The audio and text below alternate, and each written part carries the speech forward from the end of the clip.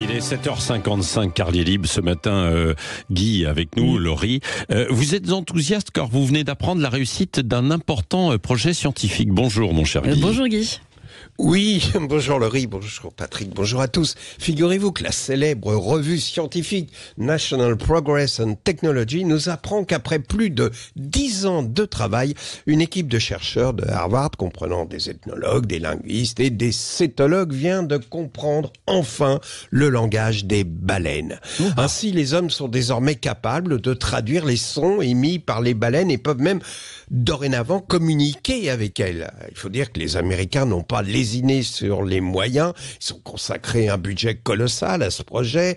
Et là, vous allez me dire, mais enfin, pourquoi les baleines? N'y avait-il pas de langage de mammifères plus important à comprendre par les humains? Eh bien si, justement, la baleine est un choix par défaut, car figurez-vous qu'au départ, l'objectif de la mission consistait à essayer de comprendre le langage de Michel Houellebecq. Mais malheureusement, malgré l'importance des moyens investis, la refonte totale de l'alignement dentaire, de gigantesques travaux de stomatologie exécutés par la société de BTP qui travaille actuellement sur le RER à la Porte-Maillot, ils n'y sont pas parvenus et Houellebecq restera donc pour l'éternité totalement incompréhensible à l'oral.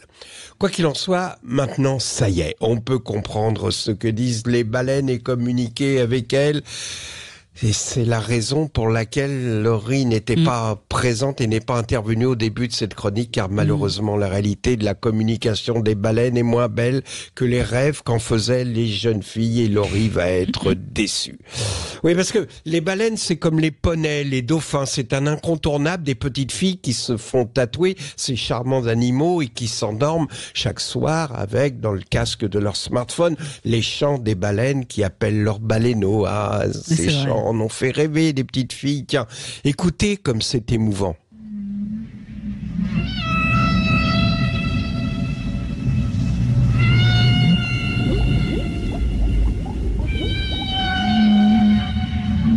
Eh oui, c'est magnifique. Ouais.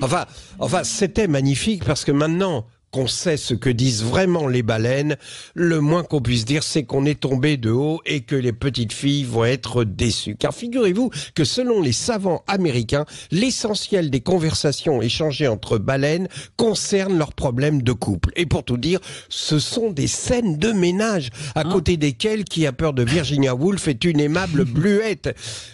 Essentiellement dû au fait que la baleine mâle a encore pissé dans le lavabo et qu'évidemment la baleine femelle lui dit « Dis donc, tu pourrais faire un effort, t'as la mer pour pisser ». Enfin bref, on a tous remarqué ça. Les phrases des baleines en colère commencent toujours par ce « Oui, tu pourrais », etc. Qui est agressif. Donc ça, c'est quand les baleines parlent entre elles. Mais quand elles parlent aux humains, c'est encore pire. Car là où les petites filles pensaient que les baleines disaient aux humains qu'elles les aimaient, en fait, elles disent en réalité « Putain les mecs, vous avez vu ce que vous avez fait du monde ? Hier encore, 2 amis à nous, les baleines Jean-Claude et Daniel, se sont étouffés avec des sacs plastiques. Vous faites des applications de détente et de relaxation pour endormir les petites filles, mais vous êtes des malades !» Bon, c'est bien simple. On vous interdit dorénavant de vous faire tatouer des baleines, et en même temps des poneys et des dauphins. Qu'est-ce que vous pouvez être con avec vos enfants, vous n'avez rien compris, nous disent les baleines.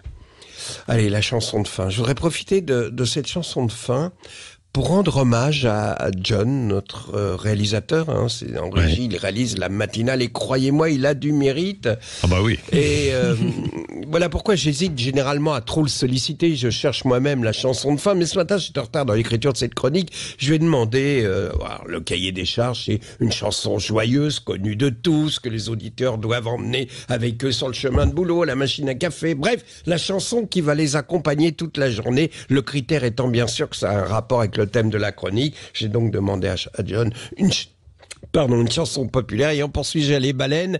Et voilà ce qu'il a choisi pour moi. Je vous informe donc qu'à compter de demain, je reprendrai moi-même le choix des chansons de fin de chronique. Allez, bonne journée à tous. Pour retrouver ma douce amie, on est